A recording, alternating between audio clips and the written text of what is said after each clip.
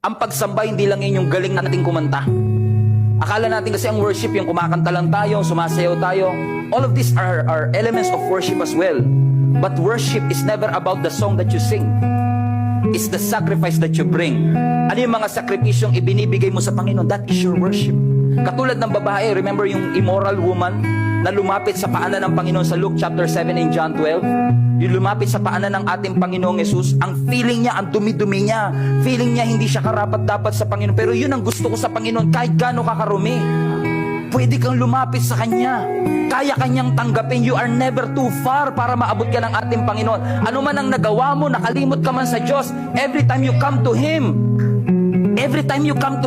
lalapit ka sa Kanya. Ang kamay ng Lord bukas lang lagi at tanggapin tayo. Alam kong marami tayong naoohan na mali. Pero kapag pumunta ka sa Panginoon, and you say, yes Lord, I'm gonna follow you. Yes Lord, I'm gonna serve you. Ito lang ang sigurado ko, hindi ka i-disappoint ng Panginoon, hindi ka niya ipagtatabuyan. Ang Diyos kapag lumapit ka, kahit na 5 taong ka nang hindi nananalangin, but the moment you start praying and confessing, hindi nakasara ang langit para sa iyo. Kahit birthday ka lang nananalangin, hindi nakasara ang langit sa iyo kasi ang grasya ng Diyos masyadong malaki na kayang i-cover ang lahat ng ating pagkakamali. At katulad ng babaeng itong immoral, prostitute ang description sa kanya ng ibang translation, lumapit siya sa paanan ng ating Panginoon, umiiyak siya sa Panginoon kasi alam niya ang kanyang pagkakamali. Alam niya na nakapagyas ako sa mga maling bagay. Alam niya marami ako nagawang mali sa harapan ng ating Panginoon. Pero hindi siya pinagtabuyan ng Panginoon. In fact, yung mga nakapaligid kay Jesus pa ang nagsasabi, sino yan? Kung alam lang ni Jesus kung sino yung lumalapit sa kanya na yan. Di ba propeta siya? Bakit hindi niya kilala yung lumalapit sa kanya? Alam mo, minsan pag lumapit ka sa Diyos, hindi naman Diyos nagre-reklamo, yung mga kasama sa church minsan. Sino ba yung nagsisimba na yan? Kilala ko yan eh. Nakikita ko yan dun sa bar. Ba't mo nakita?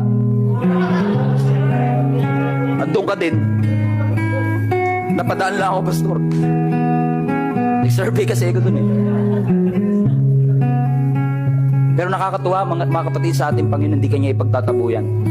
Alam mo, ginawa ng babaeng ito, naglabas siya ng expensive na perfume. Kung gusto niyo ng reference, Luke chapter 7. Kumuha siya ng expensive perfume, binuksan niya ito, at ibinuhos niya sa paanan ng ating Panginoon. At para matuyo yung kanyang buhok, which is a symbol of glory ng mga babae, especially at that time. Kung familiar kayo sa Middle East, lagi nakatakip ang kanilang buhok. Tinatago talaga nila yan. Para lang yan sa mga taong close sa kanila, asawa nila and all of that. Pero at that time, tinanggal niya yung kanyang veil, pinunasan niya ng buhok niya ang paanan ng ating Panginoon. Expensive perfume. And even her glory, nilay down niya lahat sa paanan ng ating Panginoon. I don't know if you notice sa story na ito, I don't know kung familiar kayo sa story, pero not a single word ang narinig sa babaeng ito. Walang kahit anong dialogue. Umiyak lang siya sa harapan ng ating Panginoon. Napaka-costly ng kanyang worship. Pero wordless yung kanyang worship. Hindi kasi kailangan kumakanta ka, hindi kailangan nagsasalita ka. Ang tinitignan ng Panginoon, hindi yung mabulaklak mong mga salita, kundi yung laman ng iyong puso. She's just crying and crying. Walang dialogue pero may iyak.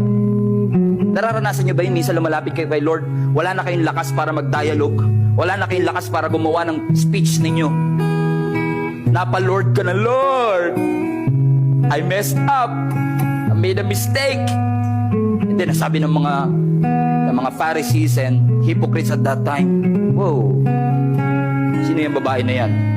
And even the disciple of Jesus, Judas, sabi ni Judas, sayang, kung ibinenta niya na lang sana yung pabango, tinulong sa may hirap, makinabang pa sana yung iba.